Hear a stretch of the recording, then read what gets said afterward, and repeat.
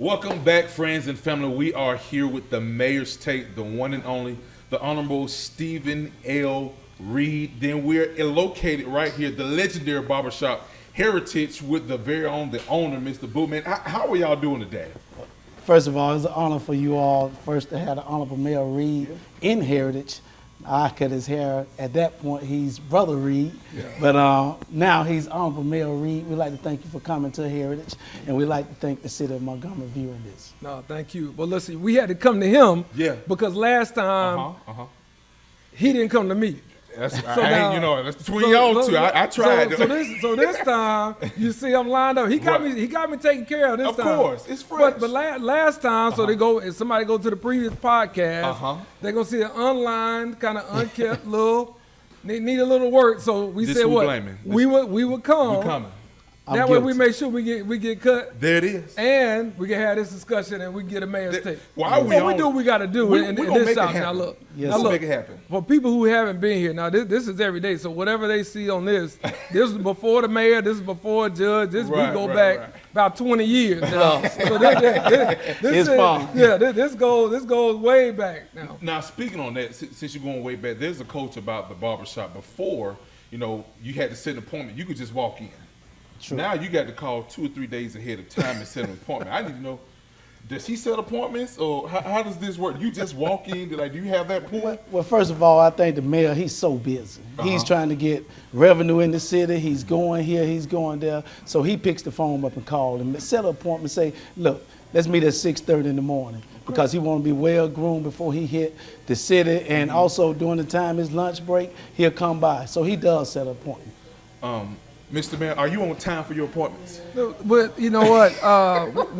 Next question. Because the other people waiting in line at 6:30, and you can take your time however you want to. I'm not here to judge nobody else, but I'm like, he has that privilege to just. No, I don't have that privilege. I don't abuse the privilege. Now, if it's an urgent matter, somebody might be kind enough.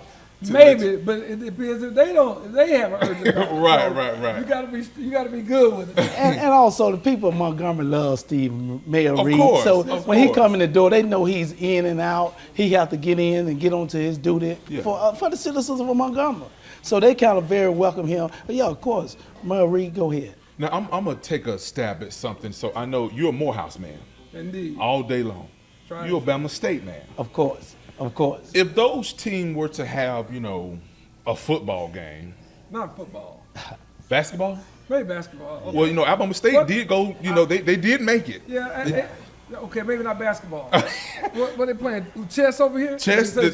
Okay. Okay. Maybe Morehouse went to the chess game. Maybe chess.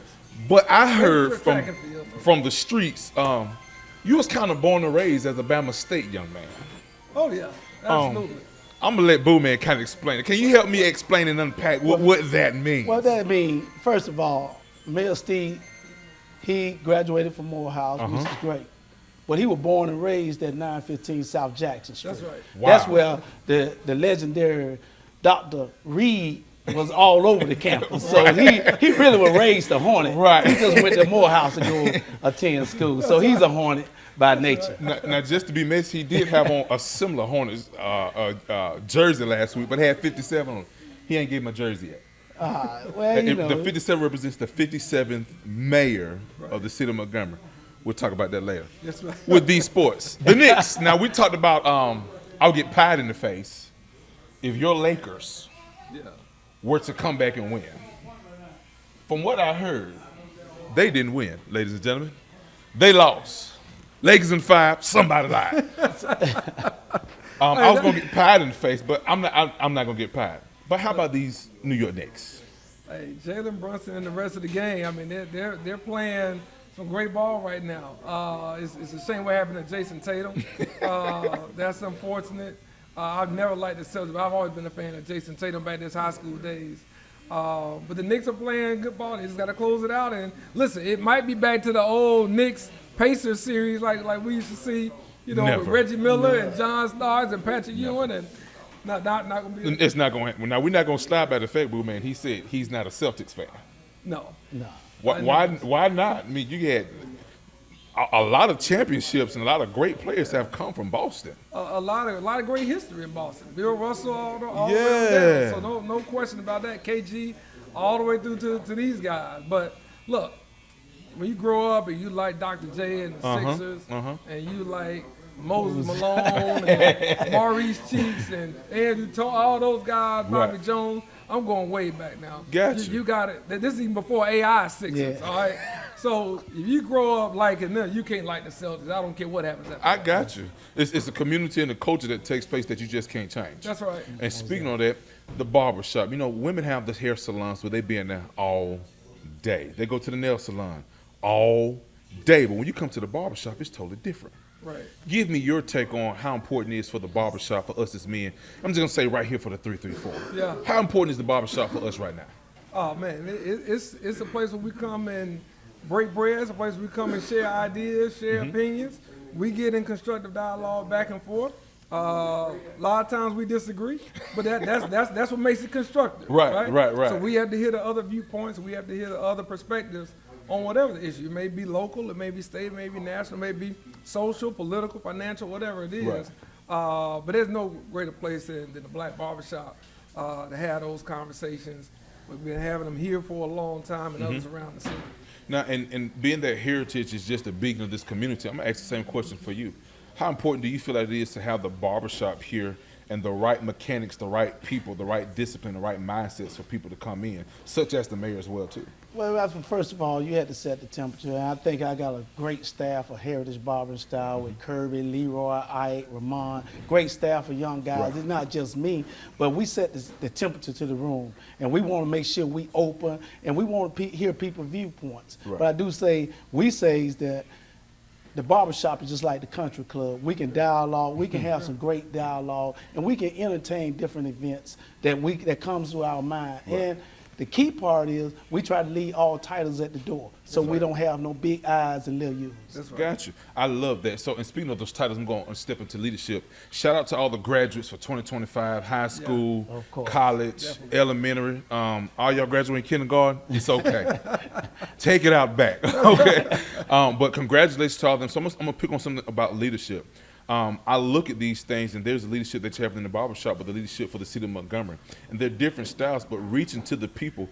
Explain that relationship and that dynamic of how those two kind of come together when it comes down to leadership. Well, I think when you consider the barbershops, you're talking about entrepreneurs. You're talking Yeah. about people who have their own business ambition, come with great backgrounds for things that really intertwine. They form a lot of our opinion in terms of policy, in terms of things that really resonate, because people will talk to their barber just like they talk to their pastor. Yeah. They will talk very, unfiltered about things that are working, things that aren't. So for me, when I get a chance to come in, and certainly coming in here all the time, but even visiting other shops, it's a matter of, okay, get a pulse of what's really happening. Right. And what I've always said is, what Boo-Man just mentioned is leave the title at the door. Just because the title is temporary. Who you are is who you are, right? Correct. So let's talk about what's really happening right now and things that we need to do. And I think that the culture here, and in particular here being adjacent to Alabama State University, being adjacent to this historic HBCU is so important, because this has always been the backbone of the black community in Montgomery. It has been the backbone really of the black community throughout the state for many years and beyond, because of the graduates and alumni and everybody, because of its presence. So here I think we have a different perception because of our proximity to higher education and to what those things mean and what value system we have to have in order to move forward as a community. Gotcha. I love it. Now, Boo-Man, the same for you, the leadership in that title, like I said, you leave the titles at the door, so you come in as you are. But also, I ain't gonna say I hear a lot of my mess from the barbershop, but my ears are to the streets, because it's always brought to the barbershop. So in leadership, when you do hear things like that, what is your take on it? Well, first of all, when you get stuff in there, first we want to look at the glass half full, not half empty. We're not going to just tote no news around that's negative. Right. We're looking at it half full. So we always try to pull the positive out of all aspects, because I think when you pull the positive out, it's going to be an uplifting spirit. We feel like not only you coming to get a haircut, to be well groomed, but we want your spirit to be well groomed going out the door. Yeah, as well. I like it. Now, with that being said, when you don't have a fresh lineup, a fresh cut, Does that change off how you do stuff? Like, Yeah, you're not as confident.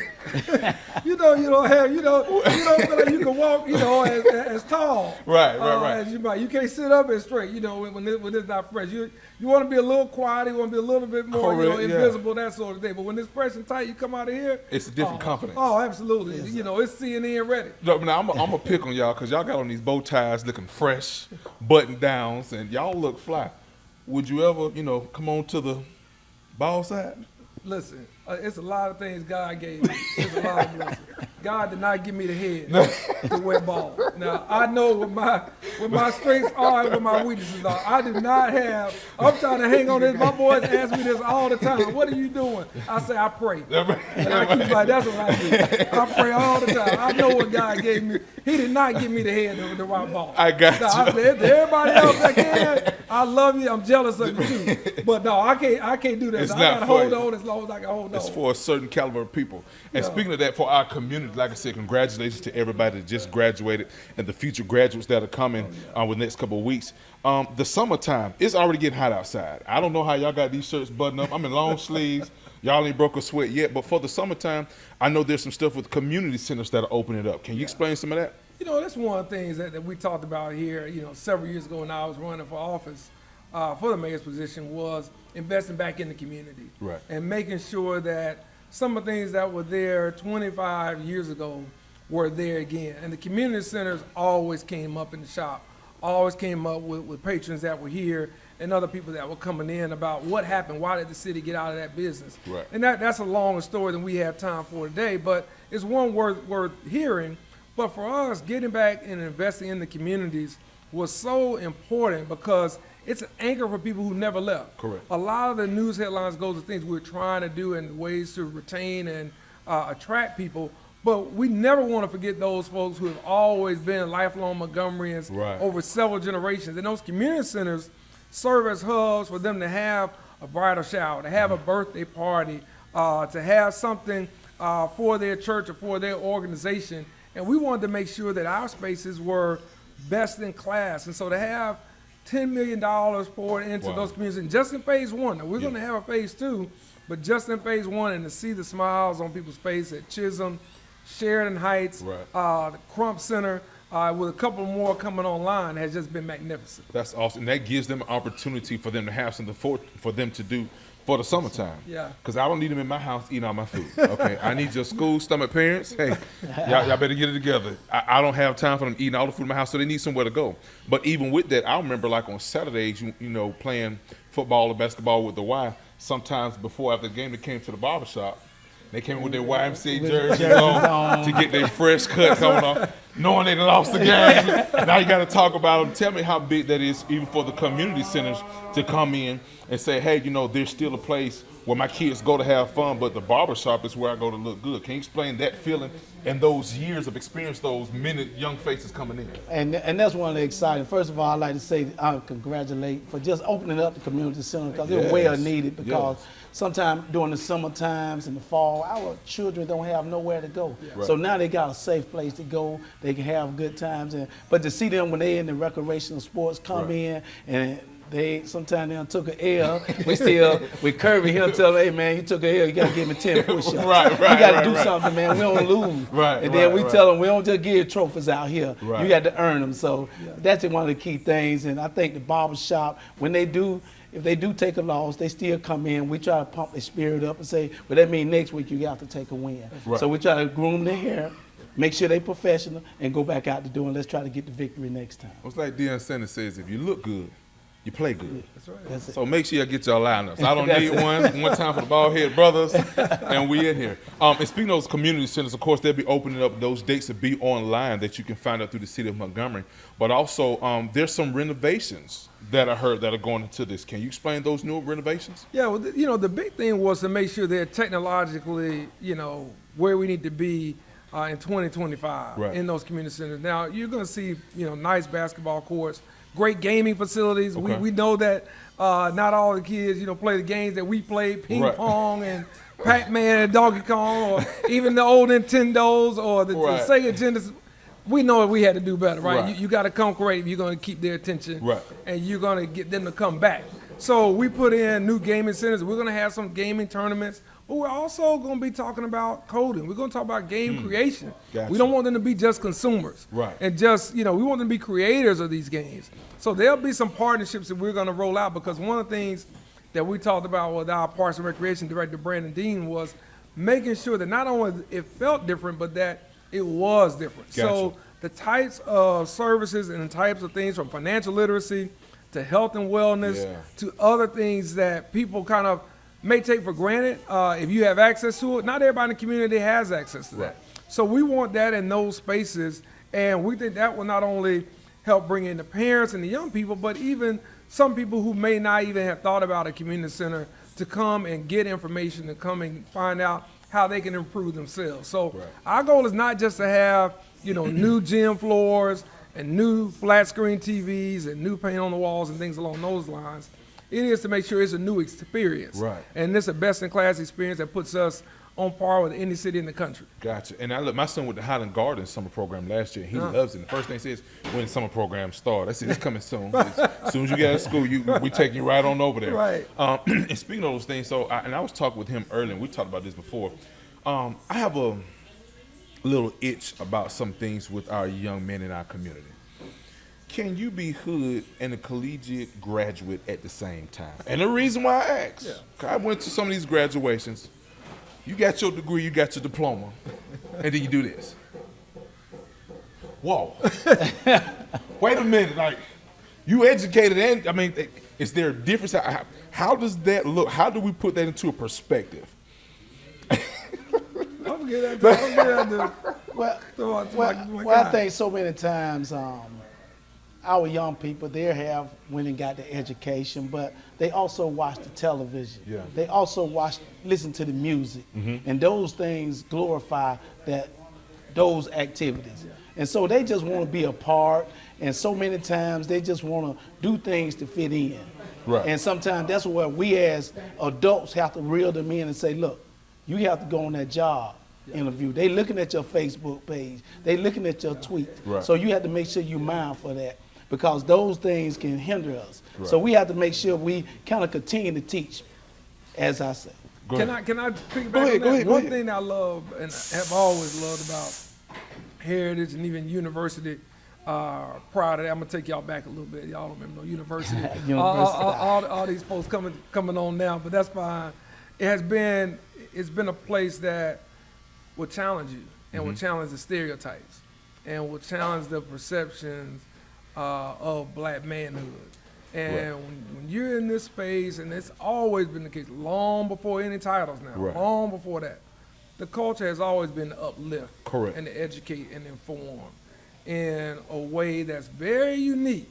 And I think that's why the business has been so successful, and all these businessmen, barbers who have been here have done so well, because they challenge the young guys. Yeah. They're going to listen, okay, but at the same time, they're going to challenge and really, hit them in a space that a mayor can, or a judge, doctor, teacher, coach, somebody else can't. They're going to challenge exactly what you said, that, okay, hey, there's a sense of appreciation for, the progress that's been made through a graduation. Correct. At the same time, don't miss the fact that people weren't always allowed to read.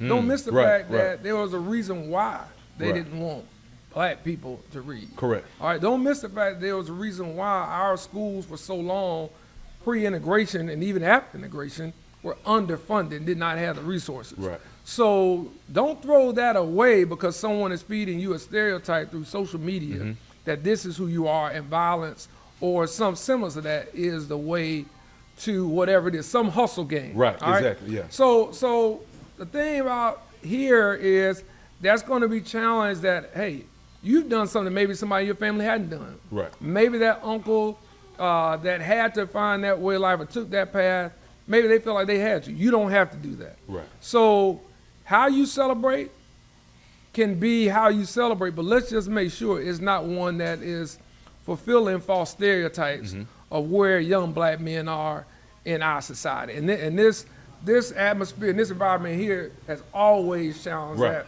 long before any of us were at our stage that we are now. Barbershop. Yeah. So with that being said, of course, that's been accepted into the new culture because it's something that you said before we got on live. You know, it's in our music. It's the athletes are doing it. You know, I seen a couple weeks ago, Ja Morant, they got the new fine for him making those gestures. But, you know, these kids that are looking up, he's got money, he's successful, he played at college. So he can do that, but sometimes I think they do it because it's the new trend, it's the new fad. But can we start to accept, and when I say accept, I'm saying that real lighting, accept what these new trends and new fads are and still guide them? Or do we not unify with it at all? How do we make that balance? Yeah, no, I think we have to be aware of who's behind what is trendy. Gotcha. All right. That's true. What are their motivations for Yeah. that? You know, I said recently, just to bring back the little policy, the state has invested $1 billion into a penitentiary. They don't plan to keep that penitentiary empty. Right. So, but we're not investing $1 billion in workforce development. We're not investing that kind of money in public education. Right. So we have to understand, you know, who is pushing those images out there, who's pushing those things that say this is what it means to be down, or this is what it Gotcha. means to be Yeah. X, Y, and Z, right? And I think that we have to challenge that and say, you know what, again, for some people, we want to get them all. Right. But for some that fall through the cracks or slip through the cracks, that may be the lifestyle they chose. That doesn't have to be the lifestyle you choose. Correct, yeah. So if you're on the path through mama, nana, and everybody else's prayers and hard work, the graduates I saw last night at Valiant Cross and we'll see with MPS coming up here in these next few days, we want to make sure that they understand that there are other ways to go pro. Yeah. Other than sports, Yeah. there are other ways to hustle without doing things illegal. So we have to make sure that we're making a translation there for young people who may not have the guidance. And I think where we come in is to say, and look, the guys will tell you, and I'll come in and hat and workout gear, whatever it is, we're gonna have a different conversation than maybe I might have at city council meeting. Right. It's just gonna be a little bit different. You're right. Okay, so you have to be able to have that conversation with them because we don't know if they're getting it at home, they're getting it at school, or out in the community or not. But to let them know that there are other ways to do that without fulfilling what someone else has as a false motivation for them. That's not really set up for them to succeed, but for them to really fail. Gotcha. And I'm gonna ask you this. So, and I love what you said. You know, their degree may be in a different tangent. I'm paraphrasing what you're saying. Yeah. So even if they decide to go to school or to the military, what are some of the other options that you think these young men could go into if education would be that next step for them? Well, I do think you have to also go into police department, Yes. the military.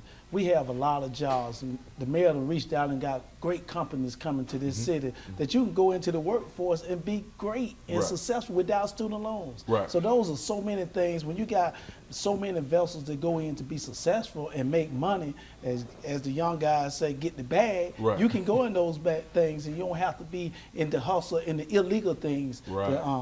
to grow in there as a family. But that's one of the things you have to show. I have young guys ranging out barbershop from 20 years of age. They come in, they master their trade. Now they are self-employed. Right. They don't work for me, they self-employed and they're doing quite well for themselves. Gotcha. And you have stuff as HVAC, plumbing. What is the other one? Welding, welding. I mean, in this Um, area, it- electrician, electrician. electrical work, I mean, you go down the list. That's entrepreneurship. Yes, It's good sir. for big businesses within the city. It's good for not only just being an entrepreneur, but to help and guide other people to follow in those steps. Say, hey, I didn't go to school, but I still got a good education because those plumbers charge you $75 Hey, who you telling? an hour to look at it. You hear me? I could have fixed what you did, but I'm not certified in that. So there are many different ways. And I'm gonna turn the tables real smooth before we get ready to get out here. You have daughters, correct? And while we're speaking on these young men, if there was a young man to approach your daughter, what are your expectations before you say yes? Well, mine are, that, he has manners, that he has a level of, approach to her, respect for her and her womanhood.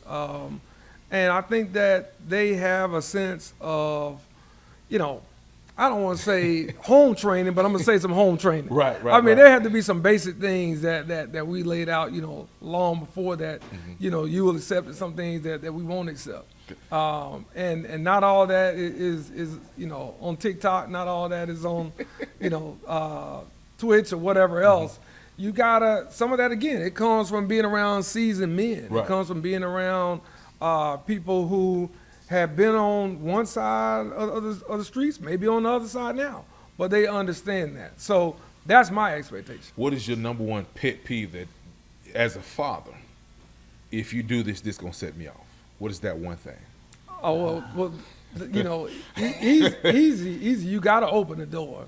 Okay. For you gotta again have a level of chivalry that you understand. If you can memorize, you can memorize. He said certain other things you gotta learn too, right? You gotta put back here. Right. You gotta walk into a car. You gotta walk into the door. You have to be able to do those things, and what I think are timeless traditions of being a man. You have to be able to carry yourself in that fashion as well. Gotcha. Boo, the same questions. You But have see, a a few daughter. things I look at. I also, first of all, I want to make sure I put a great emphasis on my daughter to know what to look for in a young guy, Yeah. because I think that's one of the start of it. If you look for the right guy, you won't have no problem in bringing him to me, because you know my requirements. I'll set that from day one. And when you see those things, that helps a lot. Some of the things I can have challenges with, just being polite. Yeah. I think that's let me know. I always relate, and I try to suggest to all my daughters, whoever they date, to have a faith. Right. You got to have a faith. You got to have a higher place of worship. You have to have something that you can call on higher. Right. That's what I would ask all young ladies to try to find a guy, or a young guy to try to find a young lady. They got to have a higher faith of them, because I think that will set the boundaries of what they're about and what they expect. Right. Because if you follow the higher being, you're going to be respectful, you're going to be in the right place. You carry yourself the right way. Yes. So with that being said, Mayor, any final words on today? Hey, look, I just want to thank you and want to thank Vladimir Avery and his team, everybody here at Heritage, not only for hosting us here today, but for what they do in the community. I don't think we understand the type of foundational pillar we have. Not all places are the same, whether it's schools, businesses, but some places are foundational. And they have been that over the course of several decades now, because of his leadership and that of so many others that have been a part of this community and been willing to challenge, inspire, and motivate all of us to be better and to be stronger in what we do. And I think businesses like this around the city of Montgomery, and there are others as well that do so much good work. They are big brothers, big sisters. They are 100 black men. They are our fraternities and sororities. They're everything without the name. Correct. All right, they're everything without that certification, that tax ID. They serve as counselors. They serve as coaches. They serve as leaders. So I'm grateful for all of them for really being, ears on the street and really being the type of thermostats we need in this community to set the temperature that's going to help young men all around this city be better, to be the next mayor, to be the next governor, be the next chief and congressman, entrepreneur, CEO, all of those things. And it's done in places and spaces like this, after school, when the parents are still at work, when the grandparents haven't been able to pick them up yet. It's done on Saturdays. It's done throughout the week. And so many men and women around this community do that. So we're grateful for that and grateful to be here today. Most definitely. Boo Man. First of all, I'd like to thank the mayor and you all coming out just to have this show on at Heritage Barbershop, because I think, sometimes we're just working, and for you all to take the time to come here. And I'd like to commend the mayor on some of the things you're doing throughout the city. You're going to get the dollars, bring them back to our community. Because sometimes people don't understand. You go to New York, California, bring the dollars back for us to enjoy. And sometimes we overlook those things, but you bring those great quality of things to the city that we can enjoy. And I like for us as entrepreneurs, other barbershops, and other professions, we have to put our hand in the mud to help our mayor and help this community. We have to this summer get some young guys, young girls, and get them in. I pledge to y'all to come in. Let's help the mayor and let's help the staff in the city of Montgomery. That's great. I love it. Look, he trying to run for mayor. You see how he was real, I should have left the final words right. Hey, this is the Mayor's Take. Thank you for joining us today. Stay tuned for more episodes on all your social media platforms. Capital City Connect. This is the Mayor's Take. I'm your host, Darryl Hall. See you later.